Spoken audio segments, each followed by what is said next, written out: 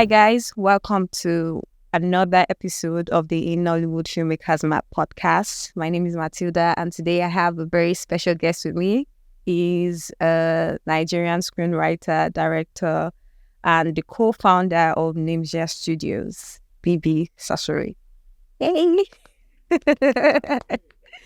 I think whenever I meet filmmakers, the first thing I wonder about is why they chose the career path, why they are who they are. So Did you just shade on filmmakers? no.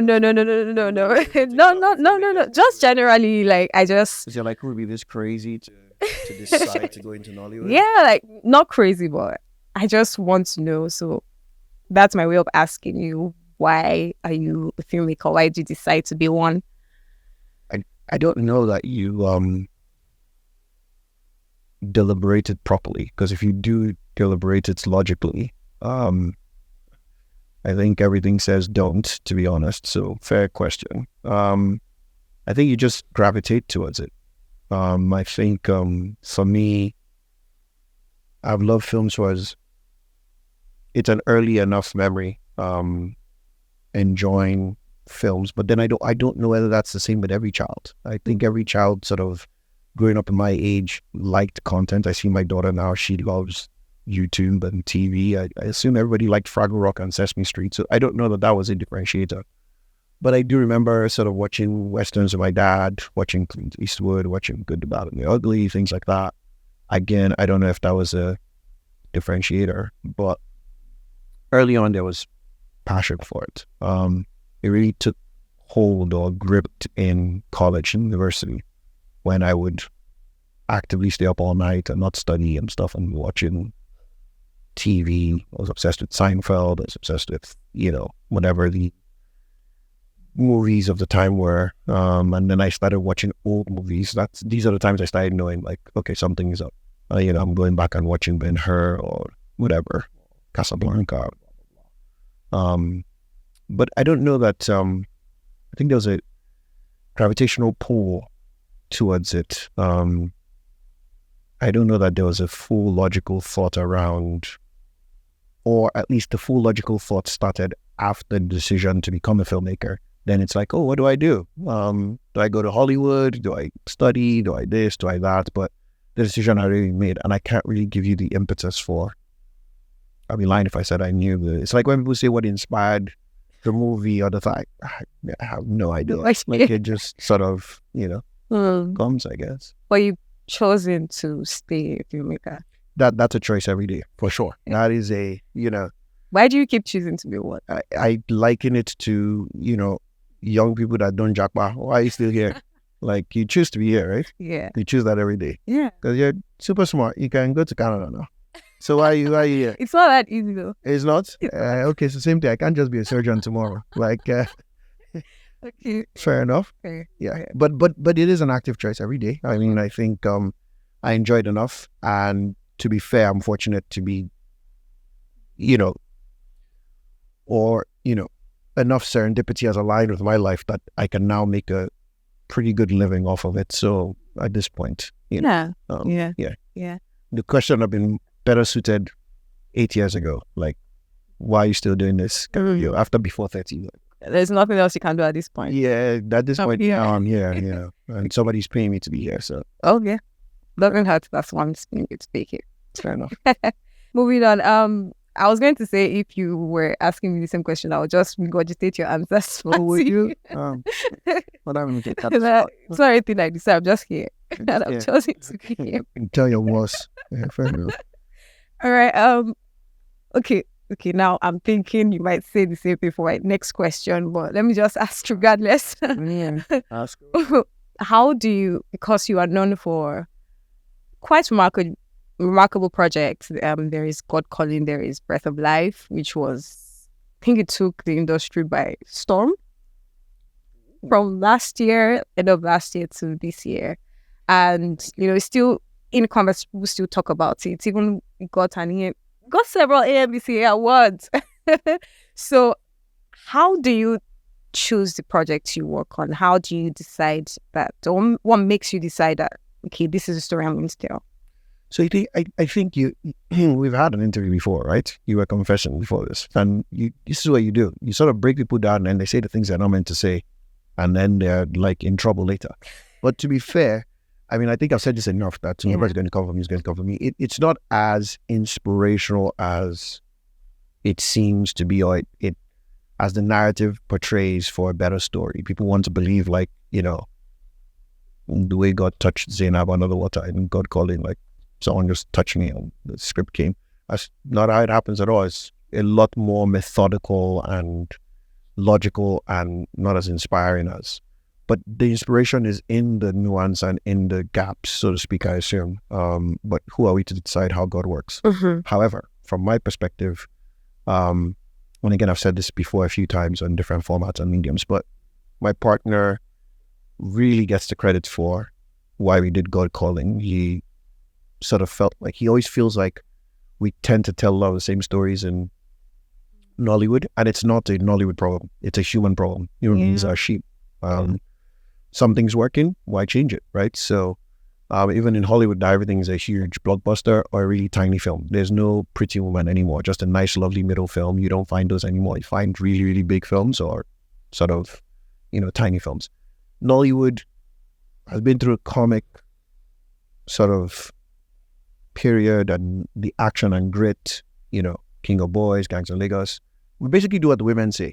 If Kemi, Mo, and Jadi gets in a room, they decide to do something, then Nollywood says, okay, that's what I do. Or Funka can do it. Yeah, we basically follow the women. But outside that, when I do something sort of different, and one of the things that he said specifically, which I think is very poignant, is that he was like, the only romantic stories told, or the only relationship stories told, are romantic stories, which is in our world typically a guy and a girl, right? And he's like, there are more relationships than a guy loves a girl. Not that the stories don't also end up having father and son in them, but that's not the crux of the story. The crux of the relationship in most Nollywood stories is husband and wife, boyfriend and girlfriend. There might be a sordid house help part or a nasty mother-in-law part, but guy and girl. And so he said, what are the relationships outside that? What are the strong male relationships that haven't been told? And basically we just started thinking along those lines and thought about father and son, thought about brothers, thought about employer, employee, things like that. And that's where the inspiration came from. It was very methodical. And so once we thought through that, we then decided it would be really interesting. The two powerful ones for us, as opposed to brother and brother or friend or strong friendship, were father and son and employer, employer. I thought most people in Nigeria, most men in Nigeria can relate to those relationships, even though we don't discuss them. And so we sort of thought, how could we merge those two? And it was if an employer, employee became a father and son. And that's how the Breath of Life story became. I can recall watching an interview. It wasn't me, obviously. It was you, and you made a very interesting points. Like I found it really fascinating about how there's not been a good film from Nollywood yet. Yeah, I don't think that's... Do you think there's been one? Ooh, let's put you on the hot seat. Because you're going to interview more people and then you're going to tell them why their films suck. This is great. Do you think there's been a good film in Nollywood yet? Okay, where I'm ending with this question is, I want to know why do you think there has not been a good film out of the industry yet, and what would make for a good film to you? Yeah, so I'll answer the second part first. I think that's pretty easy. What I mean by a good film is a really... I'll try and give a properly nuanced answer now, because there's no perfection. So it's reducing the gap between intention and delivery. And that's specifically speaking to what the filmmakers intended to create versus what life, Niger, opportunity, budget, story, expertise, wherewithal, all that factors in as well. What all that allowed you to deliver. And it's in that gap that we see the mistakes. And those mistakes, that chasm used to be really wide before, right? I don't suspect that, even though I give them all the credit in the world, I think the sort of true champions, obviously, 70s, 60s, all that, there were wonderful filmmakers in Nigeria. Great, Afolayan's dad, or people like that, just great filmmakers. But in the 90s, the economy was terrible, military rule, inflation through the roof, all the stuff that young people are protesting about today, rightfully so, existed back then. And these people out of thin air, digital cameras that just started coming up, they were terrible, but they picked them up and they started telling stories. And that's the renaissance of Nollywood, at least as far as I understand it. And that to me is the true sort of, holy crap, it can be done. Well, just go do it yourself. I don't think those people didn't know that the sound wasn't good. I just think there wasn't much they could do about it at the time, right? Mm-hmm. It's sort of like, Charlie Chaplin and his, kind of da-da-da, but the camera only allowed you to do a certain thing back then. There wasn't color, right? So this is what there is, right? And production design was limited in that form. And so I think to myself, as we continue to get better budgets, better expertise, better all that stuff, the chasm reduces. But the chasm is still visible to the audience, right? I still see my favorite film of all time, and it's going to feel like I'm putting it on the spot. Last time I spoke about Filmmaking, some people won't get it. But my favorite film in Nigeria is Gangs of Lagos, because the intention, the ability, the skill, all that stuff, and the story behind it. Even within Nemsia, we disagree on what our favorite projects are, but I always say to them, Gangs of Lagos. But I think the fighting, I tell Jade all the time, I don't think we're ready for the fighting that she needed to achieve, right? To see 200 people in gangs running against each other with cutlass and machetes and slicing each other and blood's flying. I think she did the best she could do with the resources and wherewithal that she had, but then the chasm is still clear. So was there a way to make Gangs of Lagos without fighting? No, but we have to. So my point is, I'll give another film that's another friend of mine, Wedding Party, I think, is the one that has the smallest chasm between what Kemi intended and what she delivered. You might enjoy King of the Boys way more. Many people think King of the Boys is a better film, but I would say Wedding Party is the better film because, again, the gap between intention and delivery was much smaller. I feel like, for the most part, she wanted a nice wedding. Shola Shawali knew what she was supposed to do. The scenes that were meant to be funny were funny. Adeosuwa was compelling, so that gap. But I still haven't seen one that I felt like I cannot tell when I watch Munich. Spielberg wanted to do this, but this came out. When I watch E.T., it seems like this is what he wanted to deliver. Even Jaws, I felt like it was a real shark. My point is that then when you see the behind the scenes, I go, crap, yeah, okay. So it feels like while there'll always be what you want versus what you can't tell as an audience member, until I watch a film where I can't tell that this is what the audience does, this is what they're trying to deliver, then it'll be a good film. So a film without mistakes is what I'm trying to explain. Breath of Life had many. Yeah. So I try. Yeah. I think good thing is they come for not social media. Somebody will just call you and say they are using you on. I think that can't be avoided anyways. People always hear their opinions, and the good thing about the variety of life is just different opinions.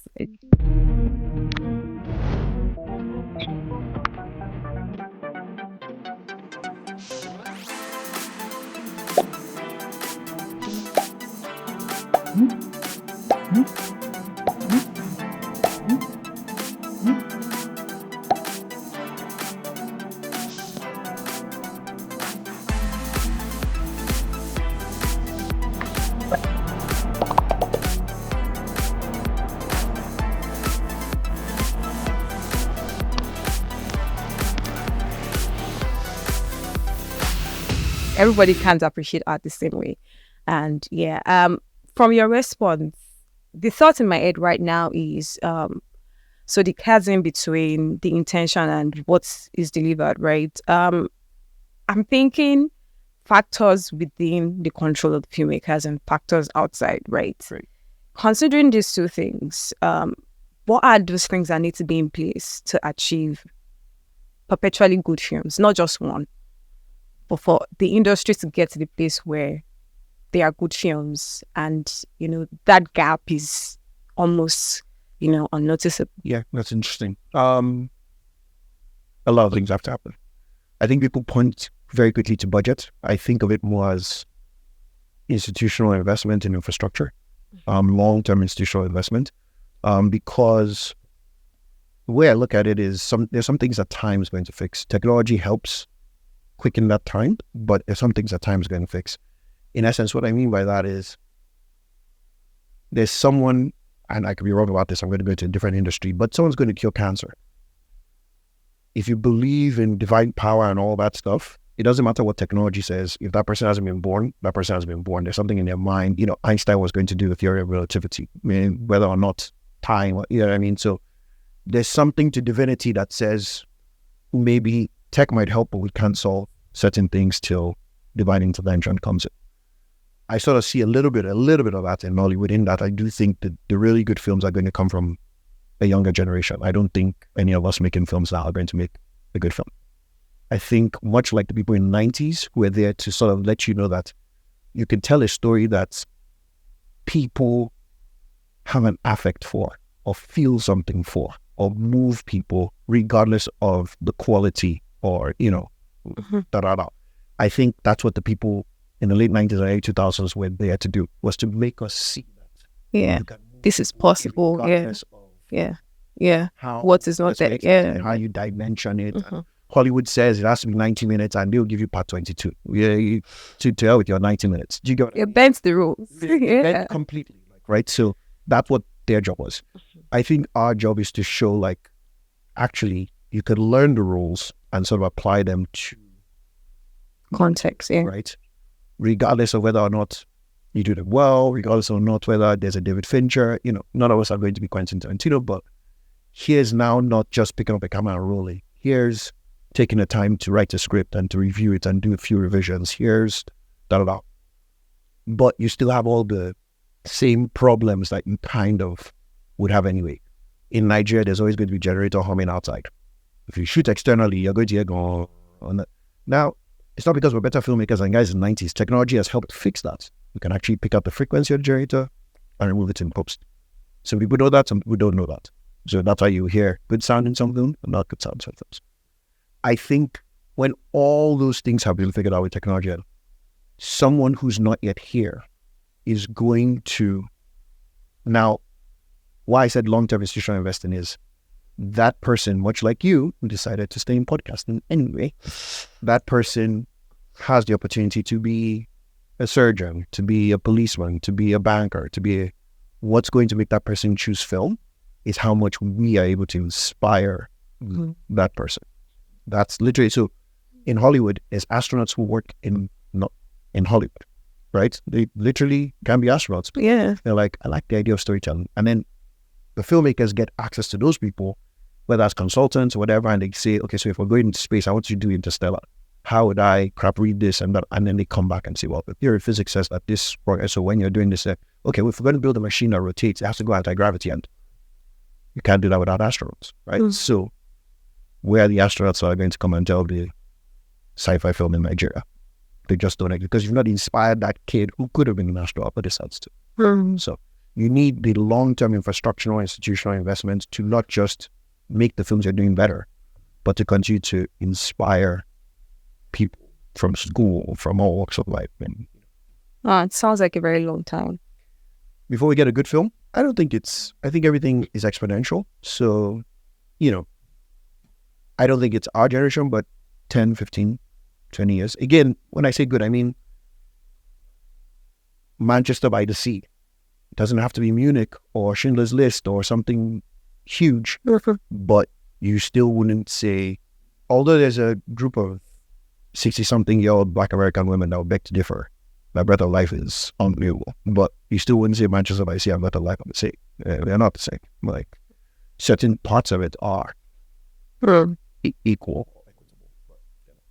So for you as a filmmaker, what are the things you do? Maybe tools you use or strategies that you use to maybe when you're working on a project to make sure all the parts and everyone involved are on the same page to lessen that gap that you spoke about? The get it on the same page part is my job. I don't know that I do it well enough yet.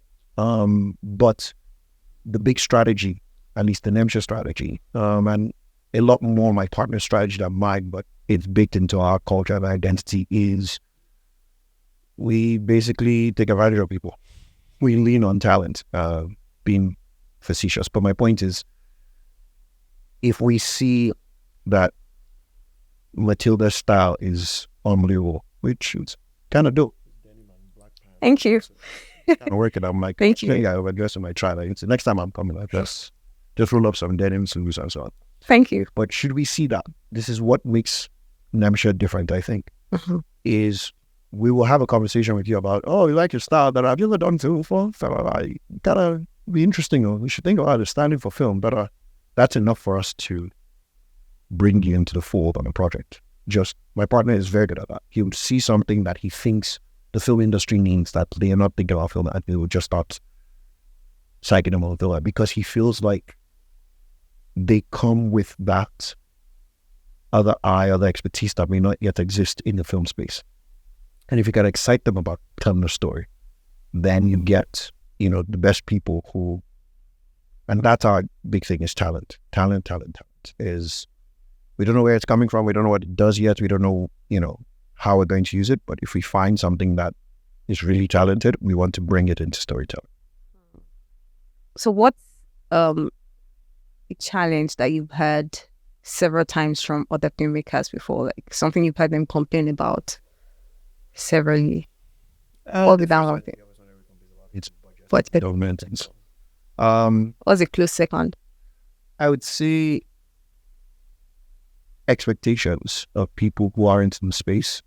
I'm on one of our films being shot right now, Supernova, by a wonderful filmmaker, Sonia Arabo. It's her first film. And it's I know Sonia. Yeah, she's shooting as we speak.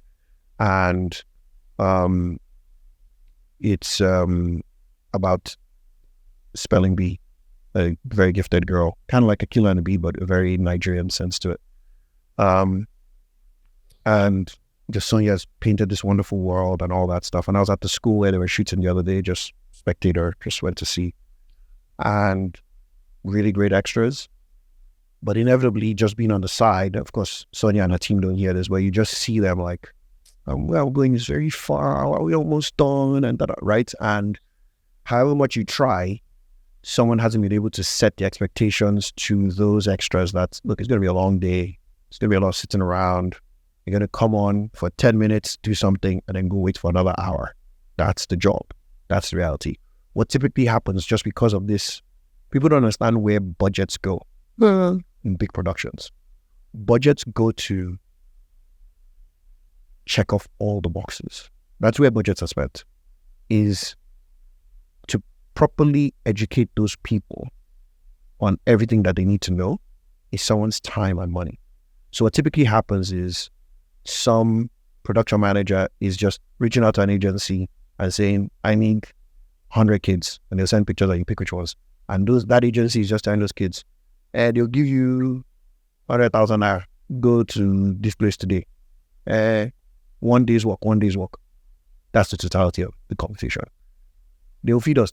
So those ones come with an expectation that's far removed from what the practicalities are. And if someone was to sit everybody down through every single part of every aspect across the value chain of a film and ensure that everybody's aligned, you end up spending more and more, because someone will discover, okay, but if we submit some of these kind of people, then somebody will come and say, what about the contracts for this kind of people? And then somebody will come and say, what about it? And on and on. That's how they spend $100 million in Hollywood. Oh. And I think they're always, no matter how prepared you are, right, they're always unforeseen instances, situations. Can you share a story of maybe something that happened that you didn't prepare for, and how did you manage that? Many. I think the one that comes to mind, I don't know if I've shared it before, is that in Breath of Life, what many people would deem the inciting incident, and it is the inciting incident, if I'm being fair, is the killing of Ajaram, right, by Baby Fire Gang, right, which he witnesses, and then he has no choice but to go on the journey that he does because he must confess he's a good guy and all that. And so that scene, there's a really, really small scene. I don't know if you've seen Breath of Life or if you liked it or whatever, but there's a really small scene where Elijah is giving out flyers to people in the market side. That scene is maybe 20 seconds. It's the result of an entire day of shooting. And where he's doing it is a main road in Ibadan. And it's a beautiful hill that you come up. These old school houses on top. And then there's a big fence. And we're going to shoot 3 things there. We're shooting him quickly distributing stuff, which is the only thing that made the film. That's actually where he sees Anna for the first time. That sighting in the hospital, where he goes to the hospital with his bicycle and he's like, God, finish work, when he looks at her. That's supposed to be the first time that they see each other. That's her. That's why the smile is awkward there. That's her smiling like you came. But we just had to use that because we couldn't use what we shot. Right there in that hill, he's distributing flyers, and Anna and her friends come in a nice car above, and she's looking down at him, and then he runs to try to give her a flyer, but he can't, and all that. Now, the point of this entire story is, I thought the Agbero situation in Lagos was... Because I was going to ask, why were you not able to? Correct. I thought the Agbero situation in Lagos was rough. It's actually not... It's very organized in Ibadan, but isn't endless, and it's fantastic. This is what happens when the hustle is hustling, right? Mm-hmm. So we got there and we had been told, so we had police, we had Amotekun, and we had a few soldiers. And they did a wonderful job, but it's endless. So what happens, much like in Lagos, much faster in Ibadan, they'll sit down, you get them some food, some green salad, you talk to their oga, there are politicians there as well. You shoot the first shot. Then they know it's on cue. Once you take a break, you're and they're calling themselves. So there was 40, then it becomes 120, and I'm not exaggerating, there's easily close to 1,000 before we finished that day. And it's controlled chaos. Like, so I would take home, slap a few boys, people will push a few people, some people will jar, they'll break some bottles, then they'll say, let us shoot. So most of your job is telling the actors and so on, don't be afraid, let's go. You know, interestingly enough, Echo was a bit of an Agbero herself, because they were like, oh, Igbo, Kilo Shele. She's like, who you calling Igbo? That's young. And just because she knew, like, we've done a bit of that in Lagos and so on. So, all in all, we knew we were supposed to shoot the Ajeromi scene. We're going to convert that place to the 60s when we're done shooting. And that blue wall that you see, when you talk to filmmakers, you can only find things that they hate. It's a nasty wall because it's actually a green screen. It's a blue screen. What was meant to be there is a digital screen showing adverts and so on. There was no point putting it because we didn't do the 60s version of it. So in the 60s version, which we had printed all the stuff, that wall is old Omo as old sort of advertising stuff. Yeah. And Jerome's car is parked in front there, and the gang comes up the hill and they shoot him there, and I had all this great Godfather bullet holes, glass shattering, all that stuff. Mm-hmm. But we knew we would never be able to shoot that with the Agbero that way. So we had to shoot it soon. It was supposed to be next day. We pushed it to 2 days. And as soon as we're done shooting that scene, I just called the HODs together. I was like, we're not going to be able to shoot here. Tomorrow it's not going to work. So what are we going to do? And we went scouting in University of Ibadan because that's more control. People don't get in there. And we just found a dam, which we had planned to use for other things, but we're like, why don't we turn this into a carnival with teddy bears and this and that? And production designer, they worked overnight. So 2 days later, we had a carnival, and we just put him in front of teddy bears because I needed something that would shatter. It was meant to be glass shattering. So I needed something that would go, I'm doing bullet stuff. That's why the teddy bear stand. And then I let them, I said, anything else you want to put, but give me a fluffy thing of teddy bears. I would put dynamite inside the teddy bears so they're popping on the feathers, but everything else, do what you want. And there was a full carnival. We all watch it and we don't love the scene because we know what the other one would have been, but that's unexpected. You can't do anything about it. Yeah. And it's because of that I come back to talent. If you don't have the best people, you cannot turn that around. It's just physically impossible. If one, they're there because of money, or their minds aren't as creative enough, but everybody comes together and puts their minds together and said, what does a carnival in 1960 look like? And yeah. Wow. Would you say that has been your biggest day on set ever, or what has been your very biggest day on set? No, I mean, we've Darren and I have been at it for a while, to be fair. So we've had a lot of I don't know. Some days are really small in size of people, but the stakes are much larger. Mm. You know, we're shooting a commercial in Atlanta for a trophy, and we couldn't get financing to certain people, and they were going to close the location, and you know what I mean? I rented a Bentley outside, and Rotimi is there. It just, there are so many things that, especially things internationally tend to be a lot more chaotic, to be fair, because you know you don't have the opportunity to do it. Bad as it bad, we'll get back into Lagos and scrounge up and shoot stuff. But once it's international, it tends to be sort of, but as far as the most number of people I've had on set, commercials tend to do bigger than films. However, that one, because of the aero, that was a big day. Wow. What's something you know now that you wish you had known, like when you started off filmmaking? Cop out answer, but talent. Back then, you thought you could do a lot of things yourself. They're not turning on a camera, and we had no business touching cameras. So talent, I think, and knowing that talent comes in the weirdest of places, the most different of places. That's what thinking outside the box is. I don't think of thinking outside the box as for story or for process or for any of that stuff. There's a well-defined box. You should stay within it. Where we think outside the box is who we're bringing into the box. That's our... But one thing I think I wish I knew back then. Okay. That you're more valuable than you give yourself credit for. For you to be doing what you're doing, it's either serendipitous, for the euphemism, or divine if you're religious, whichever answer you prefer, and or you are better than the alternative. One of those two things. And if you look at it in both those formats, whether it's because you are better than the alternative, they could have had a million other people here podcasting, right? Yeah. You're better than the alternative, or divine intervention. Either way, the person who is against you did not have God on their side, or it's not against you. So whatever it is, likelihood is there's little I can do to affect the outcome that you're going to be sitting here again. A lot of that lies within you. Yeah, I really like that answer. I thought you might. Okay. Especially because I directed it at you. Yeah. God has you sitting Yeah, in the it's chair. me. So who's going to remove you from the chair? Yeah, I feel like the answer. All right, my final question is, do you have, I think all filmmakers do, but I would like to know if you have that one story that is like your dream story that you want to tell. Yeesh, too many.